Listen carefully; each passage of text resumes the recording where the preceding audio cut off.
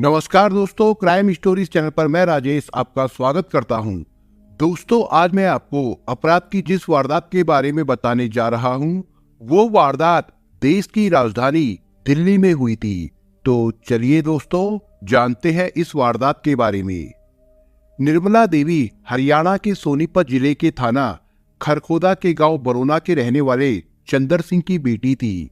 बताया जाता है कि अपनी 7 बहनों में वो मंझली थी। 7 बहनों के बीच एक ही भाई था, आनंद कुमार। चंदर सिंह एक संपन्न किसान थे। वो गांव में रहते जरूर थे, लेकिन उनकी सोच अन्य गांव वालों से अलग थी।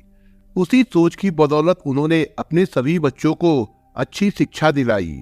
निर्मला ने स्टाफ नर्स की पढ़ाई की। इसके बाद 1994 में दिल्ली के लोकनायक जयप्रकाश नारायण अस्पताल में उसकी नौकरी लग गई। बाद में उसके भाई आनंद कुमार की भी एक बैंक में अधिकारी के पद पर नौकरी लग गई। अस्पताल में नौकरी लगने के बाद निर्मला अस्पताल के बराबर में ही स्थित मुस्कान हॉस्टल में रहने लगी। जैसे जैसे बच्चे सयाने होते गए, चंदर सिंह ने उनकी शादी कर दी।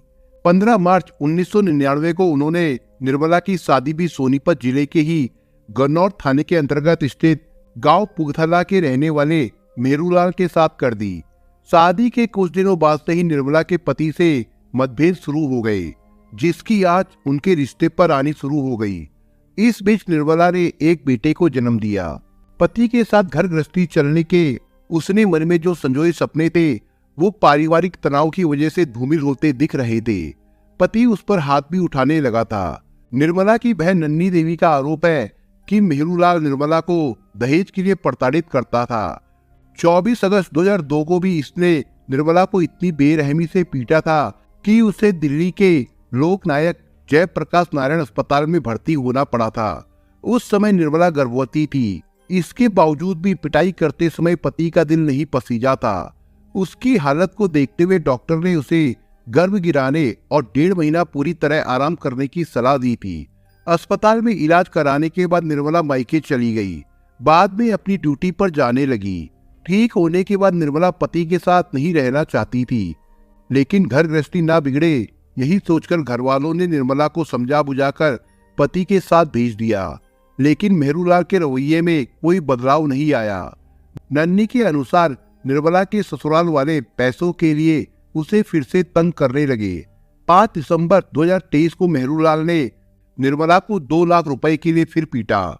मजबूरी में उसे पति को 2 लाख रुपए देने पड़े थे। मेहरूलाल जानता ही था कि निर्मला मोटी तनख्वाह पाती है। उसके मन में लालच भरा था। उसने 50,000 रुपए के लिए उसकी 23 मार्च 2004 को फिर पिटाई की। निर्मला को लगा कि पति सुधरने वाला नहीं है, इसलिए इसके बाद उसने पति से दूरी बना ली। वो फिर ससुराल नहीं गई। बेटे को उसने अपने साथ लाने की कोशिश की, लेकिन पति ने बेटा उसे नहीं दिया। हालांकि इस बात को लेकर गांव में कई बार पंचायतें भी हुई, लेकिन कोई नतीजा नहीं निकला। निर्मला ने सन 2005 में पति और अन्य ससुराल वालों के खिलाफ दिल्ली के नरेला थाने में धारा 406, 498 ए के तहत रिपोर्ट दर्ज करा दी। इस केस में मेहरूलाल के साथ 3 लोगों को जेल जाना पड़ा था, लेकिन 1 महीने बाद ही वे जमानत पर बाहर आ गए। अपना केस लड़ने के लिए निर्मला को एक वकील की जरूरत महसूस हुई, तो एक जानकार ने सोनीपत के ही रहने वाले एडवोकेट विश्वबंधु से उसकी मुलाकात कराई। विश्वबंधु सोनीपत और दिल्ली की 30 हजारी कोर्ट में प्रैक्टिस करता था। विश्वबंधु के मार्फत ही निर्मला ने दिल्ली की रोहिणी कोर्ट में पति से तलाक लेने और बेटे को पति से उसकी कस्टडी में दिलाने की एक अर्जी दी। केस न्यायालय में चलता रहा। कोर्ट ने ऑर्डर दिया कि मेहरूलाल हर महीने के दूसरे इतवार को बेटे को उसकी मां से मिलवाएगा। कोर्ट के आदेश का पालन करते हुए मेहरूलाल बेटे को निर्मला से मिलवाता रहा। जब भी तारीख पड़ती, निर्मला वकील के साथ कोर्ट आती थी। पति से दूर रहकर निर्मला एकाकी जीवन बिता रही थी। कोर्ट में तारीख पर जाते आते उसका झुकाव वकील विश्वबंधु की तरफ हो गया। फिर उनकी आपस में दोस्ती हो गई। वो निर्मला के कमरे पर भी आने लगा। दोनों साथ साथ घूमते फिरते थे। इसी बीच दोनों एक दूसरे के इतने नजदीक पहुंच गए कि उनके बीच अवैध संबंध कायम हो गए। विश्वबंधु से हुई नजदीकी से निर्मला को एक सहारा मिल गया था। वो अपनी बाकी जिंदगी उसी के साथ गुजारने के सपने देखने लगी। वकील साहब का भी जब मन होता उसके कमरे पर मिलने के लिए पहुंच जाते थे। पिछले 7 सालों से उनके बीच इसी तरह के संबंध चलते रहे। बताया जाता है कि विश्वबंधु ने उसके साथ शादी करने का आश्वासन दिया था। निर्मला इसी भरोसे पर उसे अपना सब कुछ सौंपती रही। विश्वबंधु के साथ शादी करने के हसीन सपने निर्मला ने अपने मन में सजा रखे थे। लेकिन पिछले साल नवंबर में निर्मला को जब पता चला कि विश्वबंधु ने किसी और लड़की से शादी कर ली है तो उसे बहुत बुरा लगा। उसने विश्वबंधु से अपनी नाराजगी जाहिर की। तब उसने निर्मला को किसी तरह समझा बुझा दिया था। निर्मला उससे शादी करने की जिद पर अड़ी थी, पर विश्वबंधु शादीशुदा था, इसलिए वो उससे शादी नहीं करना चाहता था। उन दोनों के बीच इसी बात को लेकर तनाव बढ़ गया। विश्वबंधु के सामने एक ही रास्ता था कि वो निर्मला से दूरी बना ले। यही सोचकर उसने उसके पास आना जाना भी कम कर दिया। तब निर्मला ने उसे धमकी दी कि यदि वो पहले की तरह उसके पास नहीं आएगा और शादी नहीं करेगा तो वो उसके खिलाफ बलात्कार का मामला दर्ज करा देगी। विश्वबंधु मुकदमेबाजी के चक्कर में नहीं पड़ना चाहता था, इसलिए मजबूरी में उसके पास आने जाने लगा। जब भी वो उसके पास आता, निर्मला शादी का दबाव बनाती। इस तनाव से विश्वबंधु बहुत परेशान हो गया था। समस्या से निजात पाने के लिए उसने एक खौफनाक योजना बना ली। योजना के अनुसार उसने 17 सितंबर 2014 को निर्मला को फोन किया कि वो रात को उसके कमरे पर आएगा। निर्मला देवी दिल्ली में लोक नायक जयप्रकाश नारायण अस्पताल में नर्स थी। वो मूल रूप से हरियाणा के सोनीपत जिले के बरोना गांव की रहने वाली थी। पिता की मौत हो चुकी थी। घर पर माँ और भाई बहन थे। उनसे मिलने के लिए वो हर शनिवार दिल्ली से अपने गांव चली जाती थी। लेकिन 20 सितंबर 2014 को वो गांव नहीं पहुंची तो छोटे भाई आनंद कुमार ने निर्मला को फोन किया। आनंद कुमार खरखोदा में स्थित एक बैंक में ऑफिसर है। आनंद कुमार ने उसका फोन नंबर मिलाया, लेकिन घंटी बजने के बाद भी निर्मला ने फोन नहीं उठाया। आनंद कुमार ने सोचा कि वो शायद किसी काम में व्यस्त है, इसलिए उसने थोड़ी देर के बाद फिर से बहन को फोन किया। इस बार भी निर्मला के फोन की घंटी बज रही थी, लेकिन वो फोन नहीं उठा रही थी। आनंद कुमार ने ऐसा कई बार किया। कई बार फोन करने के बाद भी निर्मला ने फोन नहीं उठाया तो आनंद ने ये बात अपनी माँ को बताई। बेटी फोन क्यों नहीं उठा रही, ये सोचकर माँ भी परेशान हो उठी। शाम तक निर्मला के बारे में कोई जानकारी नहीं मिली तो घर के सभी लोग चिंतित हो गए। निर्मला अस्पताल के परिसर में बने फ्लैट में रहती थी। वो फ्लैट आनंद कुमार ने देखा ही था, इसलिए बहन को देखने के लिए वो अपने दूसरे बहनोई को लेकर रात 9:30 बजे के करीब उसके फ्लैट नंबर 108 पर पहुंच गए। ये फ्लैट तीसरी मंजिल पर स्थित था। फ्लैट के बाहर जो लोहे का दरवाजा लगा हुआ था उसकी कुंडी बाहर से बंद थी। आनंद कुमार ने कुंडी खोली तो दूसरी जाली वाले दरवाजे की कुंडी भी बाहर से बंद मिली। इस तरह कुंडी लगाकर वो कहाँ चली गई? वो बुदबुदाने लगे। जालीदार दरवाजे की कुंडी खोलकर वो फ्लैट में दाखिल हुए। कमरे का बल्ब जल रहा था और कूलर भी चल रहा था, लेकिन वहां निर्मला दिखाई नहीं दी। उन्हें कमरे का सामान बिखरा हुआ जरूर दिखाई दिया। ये देखकर आनंद कुमार की बेचैनी बढ़ती जा रही थी। वो कमरे के बाद बालकोनी में पहुंचे। निर्मला वहां भी नहीं दिखी तो किचन में देखने के बाद वो आवाज लगाते हुए बाथरूम की तरफ बढ़े। बाथरूम में गुप्त अंधेरा था। उन्होंने अपने मोबाइल फोन की रोशनी बाथरूम में डाली तो उनकी चीख निकल गई। निर्मला औंधे मुंह वहां पड़ी हुई थी। उसका सिर पानी से भरी बाल्टी में डूबा हुआ था। इसके अलावा उसके सिर पर पानी से भरी एक टब रखी हुई थी और वो अर्धनग्न अवस्था में थी। आनंद कुमार ने बहन को कई आवाजें दी और उसके शरीर को हिलाया डुलाया। जब कोई प्रतिक्रिया नहीं हुई तो वो समझ गए कि किसी ने बहन की हत्या कर दी है। ये देखकर आनंद कुमार और उसके बहनोई सत्ते में आ गए कि निर्मला के साथ ये सब किसने किया है। आनंद कुमार ने सामने के फ्लैट नंबर 107 में रहने वाले पवन को आवाज देकर बुलाया और घटना के बारे में बताया। इसके बाद उन्होंने दिल्ली पुलिस के कंट्रोल रूम को खबर कर दी कि किसी ने उनकी बहन को मार दिया है।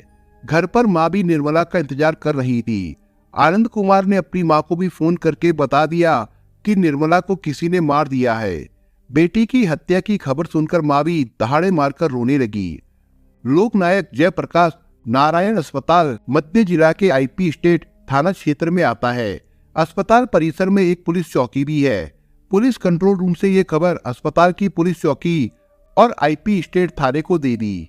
सूचना मिलते ही चौकी इंचार्ज विवेक सिंह, एएसआई तस्वीर सिंह और हेड कांस्टेबल अजीत सिंह को लेकर फ्लैट नंबर 108 पर पहुंच गए। तब तक फ्लैट के बाहर आसपास के लोग भी इकट्ठा हो गए थे। चौकी इंचार्ज विवेक सिंह ने देखा कि निर्मला देवी का सिर पानी से भरी बाल्टी में डूबा हुआ था। वो कुर्ती और पैंटी पहने हुई थी। उसकी कुर्ती के साथ ही सलवार बेड पर रखी हुई थी। घर में रखा सामान भी कमरे में इधर उधर पड़ा हुआ था। उन्होंने पूरे हालात से थाना प्रभारी यशपाल सिंह को अवगत करा दिया, तो वो भी अस्पताल की तरफ रवाना हो गए। नर्स निर्मला की हत्या की सूचना उन्होंने एसीपी सुकांत बल्लभ और एडिशनल एसपी आलोक कुमार को भी दे दी। थोड़ी ही देर में थाना प्रभारी के अलावा जिले के अन्य पुलिस अधिकारी भी घटना स्थल पर पहुंच गए। मौके पर क्राइम इन्वेस्टिगेशन टीम को भी बुला लिया गया। टीम ने मौके से कई सबूत इकट्ठा किए। मौके का मुआयना करने के बाद पुलिस अधिकारियों को इस बात का तो पक्का विश्वास हो गया कि हत्यारा मृतक का परिचित ही रहा होगा, क्योंकि दरवाजे की जांच करने के बाद यही लग रहा था कि हत्यारे की क्वार्टर में फ्रेंडली एंट्री हुई थी। पुलिस ये भी पता लगाने की कोशिश कर रही थी कि क्या दिल्ली में अकेले रहने के दौरान निर्मला का किसी के साथ प्यार का कोई चक्कर तो नहीं चल रहा था। अगर ऐसा है तो क्या मर्डर में उसके प्रेमी का हाथ तो नहीं, क्योंकि बाथरूम में जिस अवस्था में उसकी लाश मिली थी उससे यही संकेत मिल रहा था। कमरे में जो सामान इधर उधर पड़ा हुआ था उससे साफ संकेत मिल रहे थे कि हत्या करने के बाद हत्यारे ने कोई चीज ढूंढी हो। मृतका के भाई आनंद कुमार से पुलिस अधिकारियों ने पूछताछ कर ये जानना चाहा कि उसकी किसी से दुश्मनी वगैरह तो नहीं थी। आनंद कुमार ने बताया कि निर्मला की किसी से कोई दुश्मनी नहीं थी, मगर उसके पति से दहेज प्रताड़ना व प्रॉपर्टी हड़पने और तलाक का केस चल रहा था। वो यहाँ पर अकेली रहती थी। आनंद कुमार से प्रारंभिक पूछताछ करने के बाद पुलिस ने निर्मला देवी की लाश का पंचनामा तैयार करके उसे पोस्टमार्टम के लिए भिजवा दिया। इस घटना के बाद अन्य फ्लैट में रह रही नर्सों में भी भय व्याप्त हो गया था। एडिशनल एसपी आलोक कुमार ने हत्या के इस मामले को सुलझाने के लिए एसीपी सुकांत बल्लभ के निर्देशन में एक पुलिस टीम बनाई। जांच शुरू करते ही पुलिस टीम ने सबसे पहले निर्मला के मायके वालों से ही पूछताछ की, तो पता चला कि वो सन 2004 से अपने पति मेहरूलाल से अलग रह रही थी। उन दोनों का 14 साल का बेटा था, जो पिता मेहरूलाल के साथ ही रहता था। उनके बयानों से ये बात निकल कर आई कि निर्मला के जीवन में कुछ न कुछ उथल पुथल थी। 18 सितंबर को निर्मला ने अपनी छोटी बहन नन्ही देवी को फोन करके बताया था कि उसकी तबीयत ठीक नहीं है। वो जीबी पंत अस्पताल में इलाज कराने जा रही है। जिस विभाग में निर्मला की ड्यूटी थी, वहां से पता चला कि वो 18 और 19 सितंबर को अपनी ड्यूटी पर नहीं आई थी। निर्मला के साथ काम करने वाली अन्य नर्सों ने बताया कि निर्मला का व्यवहार सामान्य रहता था। पड़ोसियों ने बताया कि वो किसी से ज्यादा मतलब नहीं रखती थी और घर का दरवाजा भी अक्सर बंद रखती थी। निर्मला की लाश पर कुर्ती के अलावा केवल पैंटी थी। ऐसी हालत में महिला पति या प्रेमी के साथ ही रह सकती है। हो सकता है दोनों में किसी बात को लेकर तकरार हुई हो। बाद में वो बाथरूम में नहाने गई होगी, तभी उसके साथी ने उसकी हत्या कर दी। पुलिस प्रेम प्रसंग और प्रॉपर्टी हड़पने के मामले को ध्यान में रखते हुए भी जांच कर रही थी। निर्मला ने कुछ पैसे इकट्ठे करके बाहरी दिल्ली के नरेला क्षेत्र में एक आवासीय फ्लैट खरीद रखा था, जिसकी कीमत अब काफी बढ़ चुकी थी। इसलिए यह भी अनुमान लगाया जा रहा था कि किसी ने प्रॉपर्टी हड़पने के लिए उसे मार दिया हो। निर्मला का पति मेहरूलाल सोनीपत के गन्नौर थाने के अंतर्गत पुगथला गांव में रहता था। ये काम उसके पति ने तो नहीं कर दिया। ये जानने के लिए पुलिस ने मेहरूलाल को थाने बुलाकर पूछताछ की। मेहरूलाल ने पुलिस को बताया कि सन 2004 से उसका निर्मला से कोई वास्ता नहीं है। वो कहाँ रहती है, क्या करती है, इससे उसे कोई मतलब नहीं। उसकी हत्या के बारे में भी उसे कोई जानकारी नहीं है। निर्मला के पड़ोसियों से पुलिस ने पूछा तो पता चला कि निर्मला के यहाँ एक आदमी आता था। वो आदमी कौन है ये तो पता नहीं, लेकिन वो वकीलों की तरह काला कोट पहनकर आता था। निर्मला अस्पताल में बने फ्लैट नंबर 108 में 7-8 महीने से रह रही थी। यहाँ आने से पहले वो अस्पताल के बराबर में मुस्कान हॉस्टल में किराए पर रहती थी। हॉस्टल में रहने वाले लोगों से बात की तो उन्होंने भी बताया कि निर्मला से मिलने एक वकील आता था। वो वकील कौन था, कहाँ रहता था, पुलिस को पता नहीं चला। इस बारे में पुलिस ने एक बार फिर मृतका के भाई आनंद कुमार से बात की। बहन से मिलने कौन वकील आता था, इसकी जानकारी आनंद कुमार को भी नहीं थी। सघन तफ्तीश करते हुए 2 दिन बीत चुके थे, लेकिन पुलिस के हाथ ऐसा कोई क्लू नहीं लग रहा था जिससे हत्यारे तक पहुंचा जा सके। पुलिस ने निर्मला के मोबाइल फोन की कॉल डिटेल निकलवाई। कॉल डिटेल की जांच में पुलिस को एक फोन नंबर ऐसा मिला जिस पर निर्मला की काफी देर तक बातें होती थी। जाहिर है वो शख्स निर्मला का कोई खास नजदीकी रहा होगा, तभी तो वो उससे ज्यादा बातें करती थी। पुलिस ने उस फोन नंबर की छानबीन की तो पता चला कि वो हरियाणा के सोनीपत जिले के राठघना निवासी विश्वबंधु का था। पुलिस ने विश्वबंधु के बारे में गोपनीय रूप से जांच की तो पता चला कि वो एक वकील है जो हरियाणा की सोनीपत कोर्ट और दिल्ली की 30 हजारी कोर्ट में प्रैक्टिस करता है। ये जानकारी मिलते ही जांच टीम चौंक गई कि निर्मला से उसके फ्लैट पर मिलने के लिए एक वकील आता था। कहीं वो वकील विश्वबंधु ही तो नहीं है। चूंकि विश्वबंधु एक वकील था, इसलिए पुलिस बिना कोई ठोस सबूत के उसे गिरफ्तार करने से कतरा रही थी। पुलिस नहीं चाहती थी कि वकील को गिरफ्तार करने पर कोई हंगामा खड़ा हो। विश्वबंधु के बारे में सोनीपत और दिल्ली में जानकारी हासिल करने के बाद पुलिस ने 25 सितंबर 2014 को उसे हिरासत में ले लिया। थाने लाकर जब उससे पूछताछ की गई तो उसने बताया कि उसकी हत्या से उसका कोई लेना देना नहीं है। थाना प्रभारी यशपाल सिंह ने उसे निर्मला के फोन की कॉल डिटेल दिखाते हुए पूछा, तुम्हारी निर्मला से वक्त बेवक्त क्या बातें होती थी? निर्मला मेरी क्लाइंट थी। उसने अपने पति के खिलाफ कोर्ट में जो केस डाल रखे थे उन्हें मैं ही देख रहा था। उनके केसों के बारे में ही उससे बातें होती थी। एडवोकेट ने कहा, जितनी देर तक तुम्हारी निर्मला से बातें होती थी मुझे नहीं लगता कि वो बातें केस के बारे में होती रही होंगी। मान भी ले कि तुम उससे केस के सिलसिले में बातें करते थे तो निर्मला के अलावा तुम्हारे और भी क्लाइंट है, क्या तुम उनसे भी इतनी देर तक बातें करते हो? ये जरूरी नहीं है कि सभी क्लाइंटों की समस्या एक जैसी हो। केस को लेकर निर्मला कभी कभी ज्यादा परेशान हो जाती थी तो वो मुझे फोन करके अपनी परेशानी बता देती थी। इंस्पेक्टर साहब, इससे ज्यादा मुझे निर्मला से कोई मतलब नहीं था। आप मुझे इस मामले में बेवजह घसीट रहे हैं, विश्वबंधु ने कहा। वकील साहब, तुम भले ही झूठ बोलो, लेकिन ऐसी कोई तो खास वजह है जिससे तुम निर्मला के घर आते थे, वहां रुकते थे। ये आप क्या कह रहे हैं? हमें तुम्हारे बारे में काफी जानकारी मिल चुकी है, इसलिए तुम हमसे सच्चाई छिपाने की कोशिश मत करो। 17 सितंबर को तुम्हारी निर्मला से फोन पर आखिरी बार बात हुई थी। उस दिन के बाद निर्मला की फोन पर किसी से बात नहीं हुई। अब बेहतर यही होगा कि वकील साहब तुम हकीकत खुद ही बता दो। इतना सुनने के बाद विश्वबंधु खामोश हो गया। इंस्पेक्टर यशपाल सिंह से इजाजत लेकर वो सिगरेट पीने लगा। कुछ ही देर में उसने कई सिगरेटें पी डाली। उस समय वो काफी तनाव में दिख रहा था। थाना प्रभारी उसकी बॉडी लैंग्वेज देखकर सारा माजरा समझ रहे थे। उन्होंने भी उससे कुछ नहीं कहा। कुछ देर के बाद उसे पुलिस के सामने मजबूरन स्वीकार करना पड़ा कि निर्मला देवी की हत्या उसने ही की है। इसके बाद उसने पुलिस को बताया कि वो 17 सितंबर 2014 को निर्मला के फ्लैट पर गया था। वे कई दिनों के बाद मिले थे, इसलिए उन्होंने पहले मौज मस्ती की। इसके बाद निर्मला कुर्ती और पैंटी पहने ही नहाने के लिए बाथरूम में गई। विश्वबंधु को मौके का इंतजार था। निर्मला के बाथरूम में घुसते ही उसने उसका सिर दीवार पर दे मारा। प्रेमी की इस हरकत पर निर्मला भी चौंक गई, लेकिन वो उस समय अपना बचाव भी नहीं कर सकी। दीवार में सिर रखते ही उसकी आंखों के सामने अंधेरा छा गया। वो नीचे गिर गई। तभी विश्वबंधु ने उसका सिर पानी से भरी बाल्टी में डुबो दिया। उसने सिर को तब तक दबाए रखा जब तक कि उसकी मौत ना हो गई। इसके बाद उसने पानी से भरा टब उसके सिर पर रख दिया और कमरे का सामान इधर उधर बिखेर दिया ताकि मामला लूट का लगे।